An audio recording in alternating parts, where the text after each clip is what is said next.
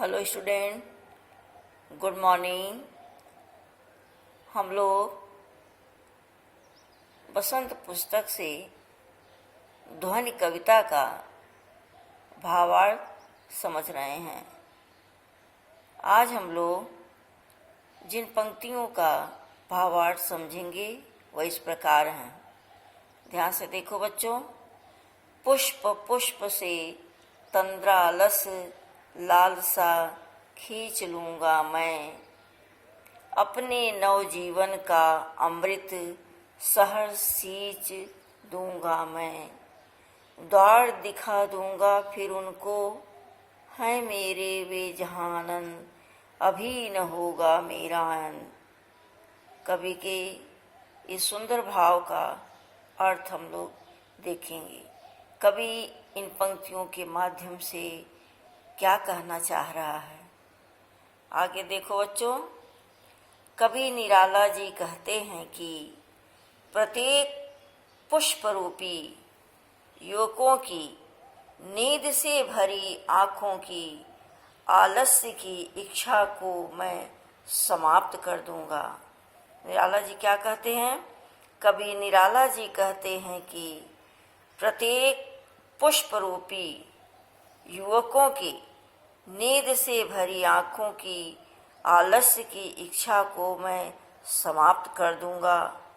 पुनः उनको नूतन जीवन के अमृत रस से, खुशी से अर्थात प्रसन्नता से सींच कर हरा भरा कर दूंगा। दिखाई दे रहा है ना? पुष्प पुष्प से तंद्रालस लालसा खींच लूँगा मैं, अपने नवजीवन का अमृत सहर शीश दूंगा मैं। इन दो पंक्तियों का जो दो पंक्तियां हैं उनका अर्थ यही है कि कवि निराला जी कहते हैं कि मैं प्रत्येक युवकों की जो नींद से भरी आँखों का आलस्य है उसकी इच्छा को मैं समाप्त कर दूंगा और पुनः उनको नए जीवन के अमृत रस से मैं प्रसन्नता से सींच कर हरा भरा कर दूंगा। अब आगे देखो बेटा, है ना ये पंक्तियाँ। द्वार दिखा दूंगा फिर उनको, है मेरे वे जहानन।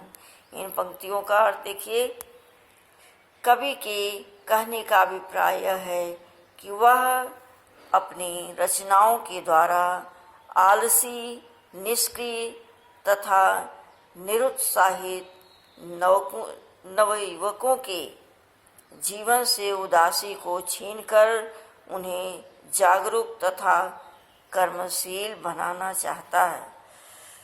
जीवन में उमंग और आशा से पूर्ण कवि इन पुष्प रूपी नवयुवकों को अपने जीवन के लक्ष्य का द्वार दिखाना चाहता है। द्वार दिखा दूंगा फिर उनको, है मेरे वे जहानन। उन्होंने कहा वो कवि कैसा है? जीवन में उमंग और आशा से पूर्ण कवि। कवि के मन में उमंग है और आशा से पूर्ण है। वह कवि जो पुष्प के रूप में नवयुवक हैं, उनके मन में एक उम्मीद की किरण जगाकर और उन्हें अपने जीवन के लक्ष्य का बोध कराएगा, उन्हें उनके जीवन के लक्ष्य का द्वार दिखाएगा।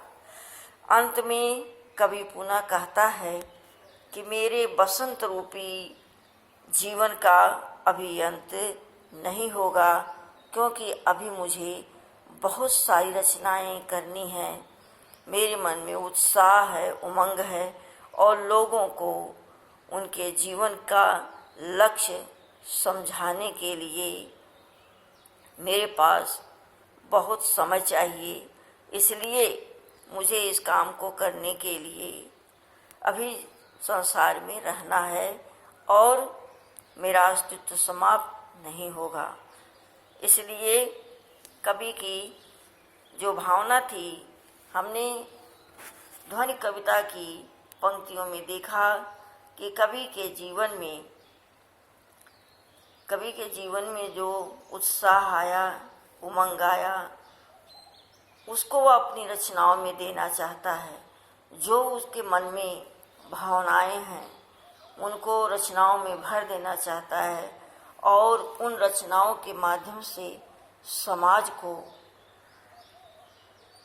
समाज को ऐसा सुंदर स्वरूप देना चाहता है जिसको देकर वह अपने सपनों को पूरा करना चाहता है। युवक समाज का आधार होता है, इसलिए उसने युवकों को जगाने की इच्छा व्यक्त की है। ये ध्वनि कविता का भावार्थ पूरा हुआ। अब उससे संबंधित जो प्रश्न है वो आगे हम दे रहे हैं, ध्यान से देखना। कौन कौन सा प्रश्न है ये समझा रहे हैं। सबसे पहला प्रश्न है, कवि को ऐसा विश्वास क्यों है कि अभी उसके जीवन का अंत नहीं होगा। इस लेसन का पहला प्रश्न, कवि को ऐसा विश्वास क्यों है कि अभी उसके जीवन का अंत नहीं होगा। इसका उत्तर देखो बच्चों, कवि को ऐसा विश्वास इसलिए है क्योंकि वह उत्साहित है, जीवन के प्रति आशावादी है। उसके जीवन में बसंत का अभी ही आगमन हुआ है, अर्थात उसने अभी लिखना शुरू किया है। उसे अपनी रचनाओं के द्वारा समाज को बेहतर बनाना है। ठीक है, पहले प्रश्न का उत्तर यह है। दूसरा प्रश्न देखिए, प्रश्न 2, फूलों को अनंत तक विकसित करने के लिए कवि कौन कौन सा प्रयास करता है। फूल हमेशा खिले रहें, उसके लिए कवि का क्या प्रयास है, उसका उत्तर देखो। फूलों को बहुत समय तक विकसित करने के लिए कवि उनका आलस छीन लेना चाहता है, उन्हें प्रेरित करना चाहता है। फूलों को अपने नवजीवन रूपी अमृत से सींचना चाहता है। फिर से देखो, फूलों को बहुत समय तक विकसित करने के लिए उनका आलस छीन लेना चाहता है, जिससे हमेशा वो खिले रहें। उन्हें प्रेरित करना चाहता है कि वो उन्हें अपने अस्तित्व का ज्ञान हो। फूलों को अपने नवजीवन रूपी अमृत से सींचना चाहता है। तीसरा प्रश्न देखिए, तीसरा प्रश्न है, कवि पुष्पों की तंद्रा और आलस्य दूर करने के लिए क्या करना चाहता है। कवि पुष्पों की तंद्रा और आलस्य दूर करने के लिए क्या करना चाहता है। उत्तर है, कवि पुष्पों अर्थात नयुकों की तंद्रा और आलस्य दूर हटाने के लिए उन पर अपने सपनों से भरे हुए कोमल हाथ फेर कर उन्हें सुंदर प्रभात का संदेश देना चाहता है, जिससे वे सजग एवं प्रेरित होकर श्रेष्ठ कर्म कर समाज का विकास कर सकें। तो बच्चों, ध्वनि लेसन जो हम लोग पढ़ रहे थे वह आज पूरा हुआ। उसका हम लोगों ने भावार्थ देखा। बहुत ही सुंदर भाव, कवि का बहुत ही सुंदर प्रयास अपने विचारों द्वारा, अपनी रचनाओं द्वारा समाज में एक सुंदर वातावरण बनाने का प्रयास है और युवकों को जगाने का प्रयास है जो आलस्य में है। ये सब चीज़ें हम लोगों ने कवि के भाव द्वारा देखा। उसके बाद इस पाठ का हम लोगों ने प्रश्न देखा। इस लेसन में 3 प्रश्न है जिसका उत्तर तुम्हें हमने दिखाया। पहला प्रश्न है, कवि को ऐसा विश्वास क्यों है कि अभी उसके जीवन का अंत नहीं होगा। दूसरा प्रश्न है, फूलों को अनंत तक विकसित करने के लिए कवि कौन कौन सा प्रयास करता है।